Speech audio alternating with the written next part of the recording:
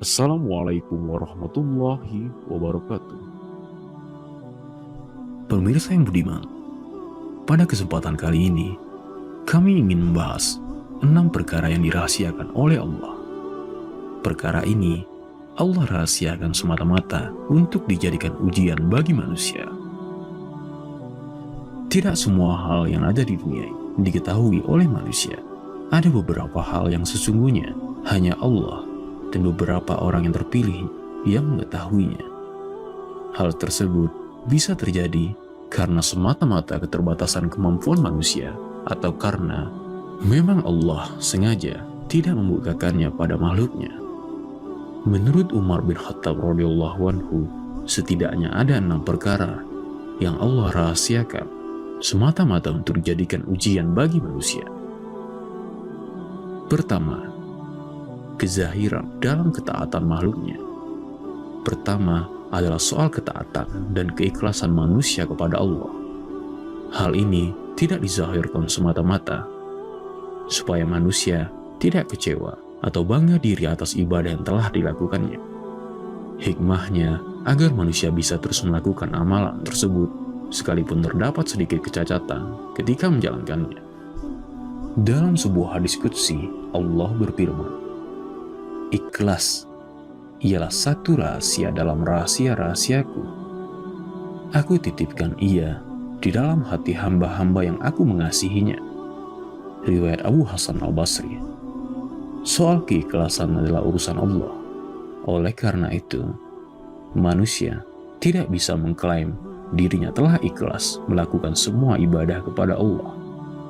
Namun orang-orang yang ikhlas, biasanya ia tidak akan memperdulikan kata orang lain dan terus memperbaiki diri demi menggapai ridho Allah.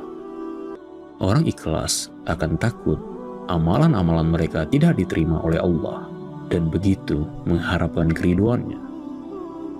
Ia juga tidak akan membalas kejahatan orang lain padanya, melainkan ia akan berbuat sebaliknya, yaitu kebaikan. Kedua, kemurkaan di atas perilaku maksiat umatnya. Sesungguhnya Allah tidak akan menunjukkan kemurkaannya kepada setiap makhluk sekalipun ia berbuat maksiat. Allah tidak akan menarik kenikmatan yang diberikan kepada seseorang sekalipun segala nikmat tersebut digunakan untuk maksiat. Allah berfirman yang artinya, sesungguhnya Allah sangat menyukai orang-orang yang bertaubat dan menyukai orang-orang yang senantiasa mensucikan dirinya. Quran Surah Al-Baqarah ayat 222. Betapa baiknya Allah pada hambanya. Allah hanya meminta hambanya untuk segera bertaubat apabila telah melakukan dosa sebelum Allah benar-benar tak lagi memendung amarahnya. Rasulullah Shallallahu Alaihi Wasallam bersabda, "Barang siapa yang memperbanyak istighfar, maka Allah akan membebaskannya dari kedukaan dan memberikannya jalan keluar bagi segala kesempitan dan memberinya rezeki dari arah yang tak diduga-duga." Hadis riwayat Abu Daud. Ketiga, merahasiakan namanya di dalam Al-Quran. Sesungguhnya Allah telah merahasiakan namanya yang teragung dicantumkan dalam kitabnya. Maksudnya tidak lain supaya umatnya tidak hanya terpaku pada satu surat atau ayat yang di dalamnya terkandung namanya tersebut. Maka dengan begitu, kaum muslimin akan terus membaca, memahami, dan mendalami keseluruhan isi Al-Quran, bukan yang membeda-bedakan. Keempat, datangnya malam Lailatul Qadar.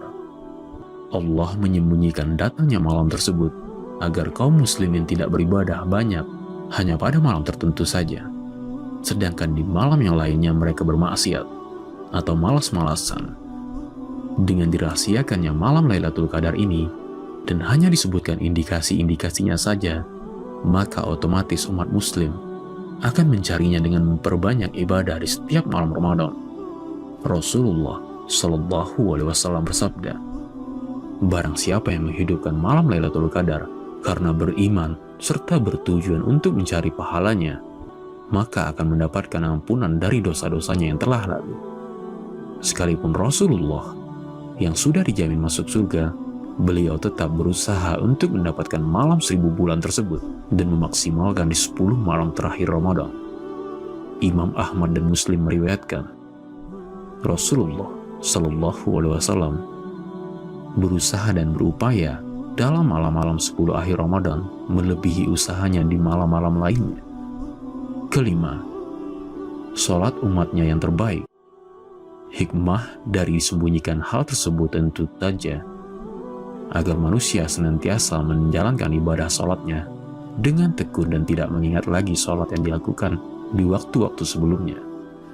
Ketahuilah bahwa selain menjalankan rukun-rukun dalam sholat, terdapat beberapa hal yang akan membuat sholat kita diterima di hadapan Allah. Contohnya sebagai berikut. Pertama, ketika sholat merendahkan diri karena keagungan Allah. Kedua, tidak bersikap sombong kepada Allah. Ketiga, tidak berketerusan melakukan maksiat.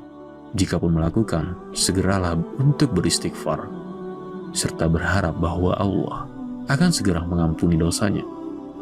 Keempat, menghabiskan waktu hidupnya di dunia untuk senantiasa berzikir dan berpikir atas keagungan Allah.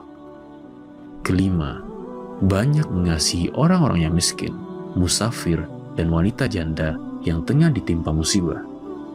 Perkara yang dirahasiakan Allah yang keenam adalah datangnya hari kiamat. Jika manusia mengetahui kapan terjadinya kiamat, maka pasti mereka akan melakukan sesuatu yang berorientasi padanya.